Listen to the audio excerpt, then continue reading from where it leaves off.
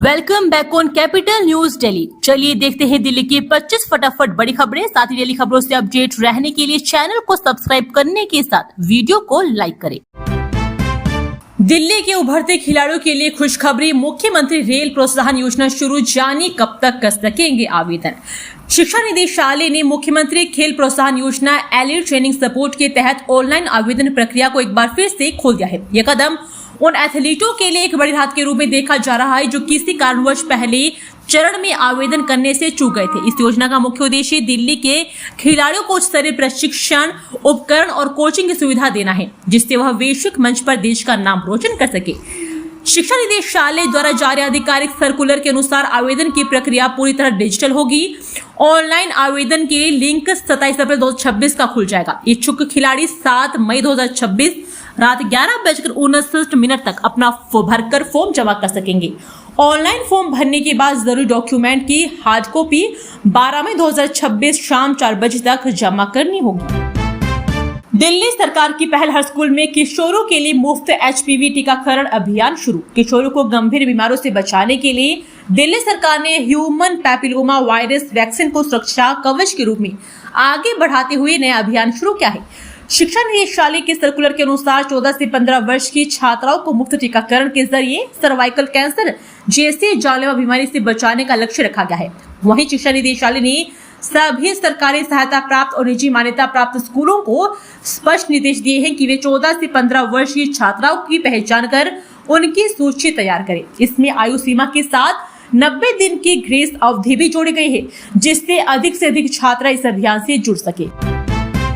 दिल्ली में बढ़ती हीटवेव का असर, स्कूलों में बदला माहौल, बच्चों की सुरक्षा के लिए खास इंतजाम। राजधानी दिल्ली में लगातार बढ़ती गर्मी और हीट वेव के खतरे को देखते हुए ज्यादातर स्कूलों में एहतियाती कदम उठाए जा रहे हैं। शिक्षा विभाग के सर्कुलर के बाद स्कूलों ने छात्रों की सुरक्षा को प्राथमिकता देते हुए अपनी दिनचर्या में बदलाव शुरू कर दिए हैं। कहीं आउटडोर गतिविधियां बंद कर दी गई है तो कहीं बच्चों को ज्यादा पानी पीने और हल्के कपड़े पहनने की सलाह दी जा रही है, जिससे इस भीषण गर्मी में उनका स्वास्थ्य सुरक्षित रखा जा सके। दिल्ली में DDA का मेगा प्लान, 5 जगह बनेगी मल्टी लेवल पार्किंग, कहां कितनी कारें खड़ी हो सकेगी। DDA ने बढ़ती पार्किंग समस्या को कम करने की दिशा में कदम उठाए हैं। DDA राजधानी में 5 जगहों पर मल्टी लेवल कार पार्किंग बनाने की तैयारियां कर चुका है। इसके लिए 5 प्लांट्स की नीलामी होगी। यह पांचों parking project Karkardooma Okhla industrial area phase 1, Dilshad Garden, Dwarka और सैनी एनक्लेव में बनाए जाएंगे। इन सभी प्रोजेक्ट से कुल 1261 कारों के लिए पार्किंग की व्यवस्था होगी। करीब 11,048 वर्ग मीटर क्षेत्र में बनने वाला यह प्रोजेक्ट सड़कों पर खड़ी गाड़ियों के दबाव को कम करेंगी। इसके साथ ही ट्रैफिक की रफ्तार देने में भी मदद करेंगे। खास बात यह है कि इन पार्किंग कॉम्प्लेक्स में कुछ हिस्सा कमर्शियल उपयोग के लिए भी रखा जाएगा। शीश महल 2 पर सियासी संग्राम, बीजेपी ने केजरीवाल पर निजी खर्च के लिए लगाए आरोप, आपने क्या पलटवा। भारतीय जनता पार्टी ने लोधी एस्टेट में आवंटित नए बंगले को लेकर आम आदमी पार्टी के राष्ट्रीय संयोजक अरविंद केजरीवाल पर शनिवार को निशाना साधा और इसे शीश महल 2 करार देते हुए आरोप लगाया है कि इसमें सुविधाएं तैयार करने के लिए निजी धन खर्च किया गया है। आपने इस आरोप से इनकार करते हुए इसे गलत बताया है। बागियों को सबक सिखाने के लिए आपने बिछाई बिसात, भगवत मान अपने विधायकों संग करेंगे राष्ट्रपति से मुलाकात। आम आदमी पार्टी ने 7 राज्यसभा सांसदों के भाजपा में शामिल होने से हलचल मची है।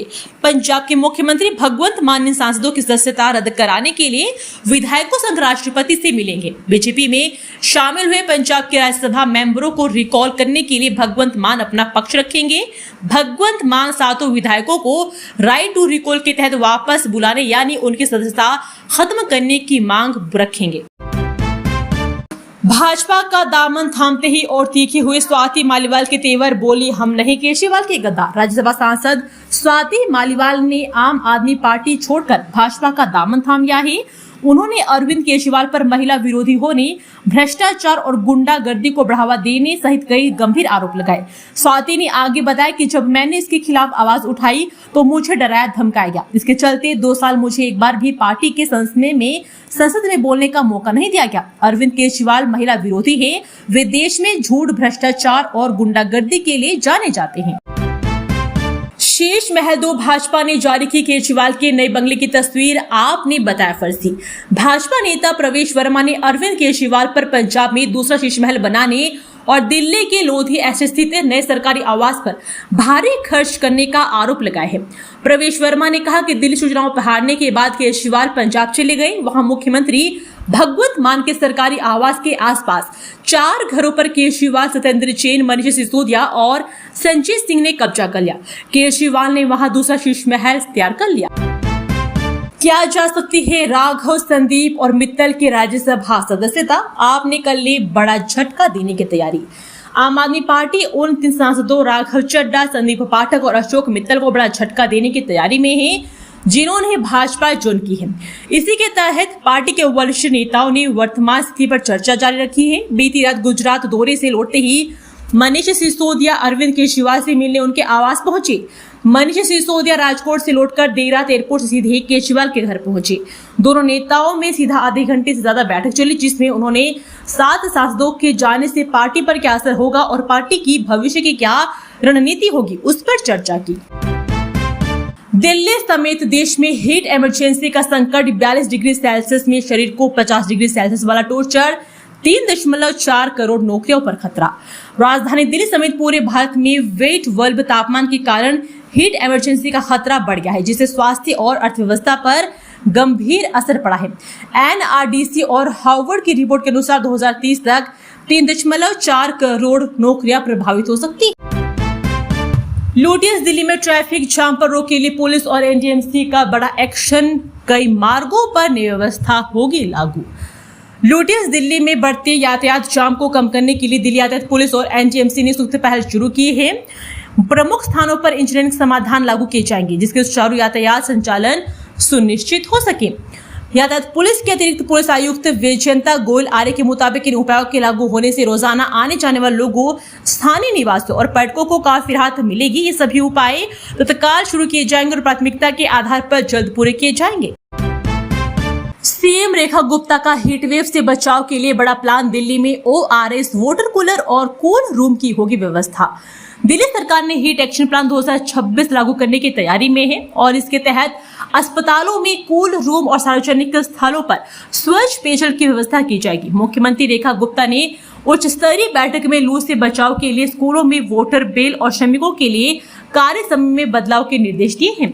सभी प्रमुख स्थानों पर ओआरएस की सुविधा उपलब्ध कराई जाएगी। टैंकर, वाटर कूलर और वाटर एटीएम की सुविधाएं भी संचालित होगी। साथ ही पशु पक्षियों के लिए भी छाया और पानी की समुचित व्यवस्था सुनिश्चित की जाएगी। मुख्यमंत्री रेखा गुप्ता ने शुक्रवार को हीट वेव एक्शन प्लान 2026 की तैयारियों को लेकर उच्च स्तरीय समीक्षा बैठक की। डोसेप का बड़ा फैसला, 3 झुग्गी बस्तियों का होगा पुनर्वास। सावदा घेवरा में 717 ईडब्ल्यूएस फ्लैट आवंटन को मंजूरी। डोसेप ने पीएम हाउस के पास की 3 झुग्गी बस्तियों के निवासों को सावदा घेवरा में 717 ईडब्ल्यूएस फ्लैट देने के प्रस्ताव को मंजूरी दी है। इस पुनर्वास कार्य पर 4.9 करोड़ रुपए खर्च होंगे, जिसके लिए डोसेप ने केंद्र सरकार से राशि मांगी है।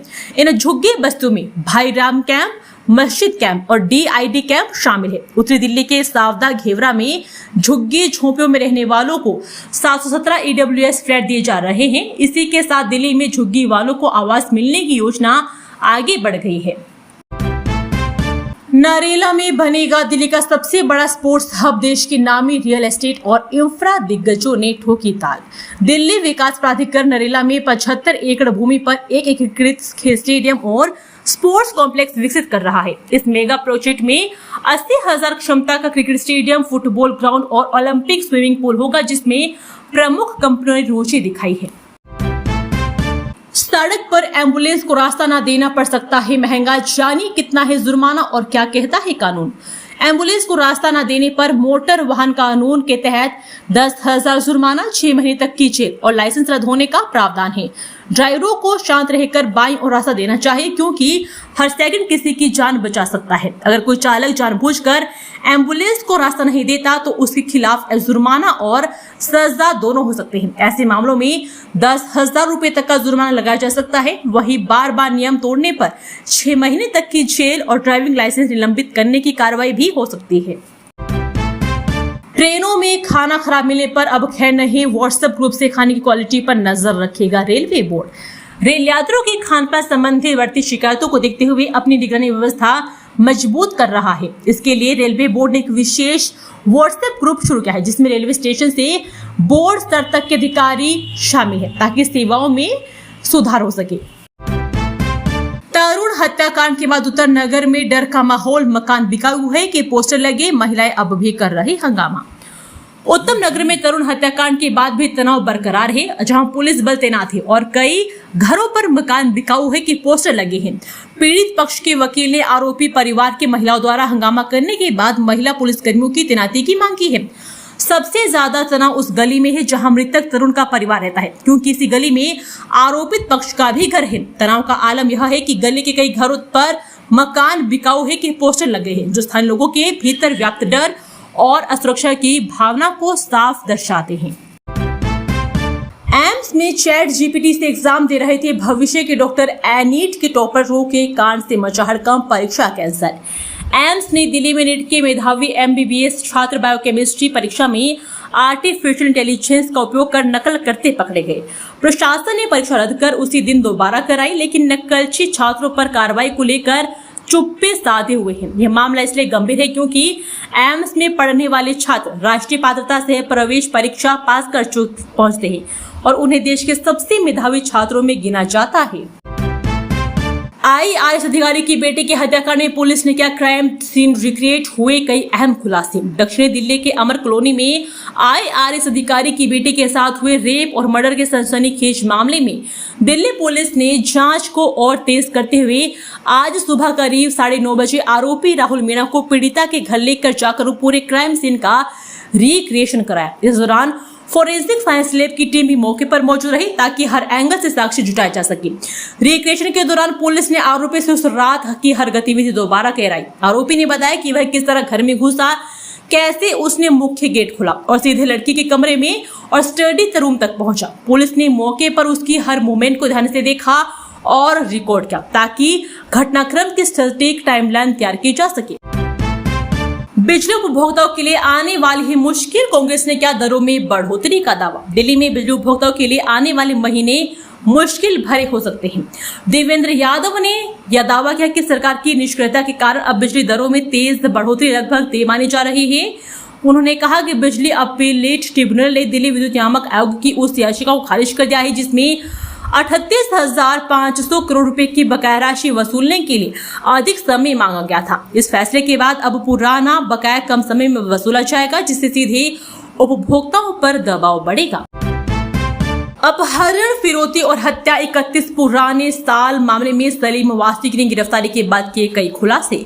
दिल्ली पुलिस ने 31 साल पुराने अपहरण और हत्याकांड में गिरफ्तार यूट्यूबर सलीम वास्तिक उर्फ सलीम खान को लेकर कई चौंकाने वाले खुलासे किए हैं। सलीम 1995 के एक फिरौती के लिए अपहरण और हत्या के मामले में वांछित था। उसने अपने साथी अनिल के साथ मिलकर एक बिजनेसमैन से उसके 13 साल के बेटे की सुरक्षित रिहाई के बदले 30,000 की फिरौती मांगी थी। बाद में उस बच्चे का कत्ल भी कर दिया गया।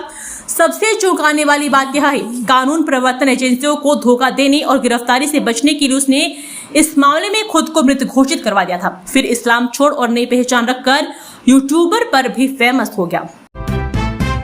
जहांगीरपुरी हत्याकांड में बड़ी कार्रवाई, हत्या के मामले में फरार चल रहे 3 वांछित आरोपी गिरफ्तार। दिल्ली के जहांगीरपुर इलाके में हुई सनसनीखेज हत्या मामले में क्राइम ब्रांच ने पूरी सफलता हासिल करते हुए फरार चल रहे 3 वांछित आरोपियों को गिरफ्तार कर लिया है। गिरफ्तार आरोपियों की पहचान शेख इशाक, दिलशाद और इरफान के रूप में हुई है, जो लंबे समय से पुलिस की गिरफ्त से बचते हुए लगातार ठिकाने बदल रहे थे। ये मामला 5 अप्रैल 2026 का है, जब जहांगीरपुरी के रामलीला ग्राउंड H2 ब्लॉक में 17 वर्षीय किशोरी की बेरहमी से चाकू मारकर हत्या कर दी गई थी। जांच में सामने आया कि पुरानी रंजिश और आपसी विवाद के चलते आरोपियों ने मिलकर पीड़ित को घेर लिया और उस पर जानलेवा हमला किया। प्रत्यक्षदर्शियों के अनुसार हमले के दौरान पीड़ित को जमीन पर गिराकर उस पर कई बार चाकू से वार किए गए, जिससे उसकी मौत हो गई। दिल्ली के पंजाबी बाग में आधी रात आग का तांडव, सैकड़ों झुग्गियां जलकर हुई खाक। राजधानी दिल्ली के पंजाबी बाग थाना क्षेत्र के छुक्कर बस्ती स्थित रेन बसेरा झुग्गी में उस वक्त अफरा तफरी मच गई जब अचानक भीषण आग लग गई। देखते ही देखते आग ने विकराल रूप ले लिया और सैकड़ों झुग्गियां उसकी चपेट में आ गई। जानकारी के मुताबिक इस आग की घटना में करीब 350 से ज्यादा झुग्गियां जलकर खाक हो गई।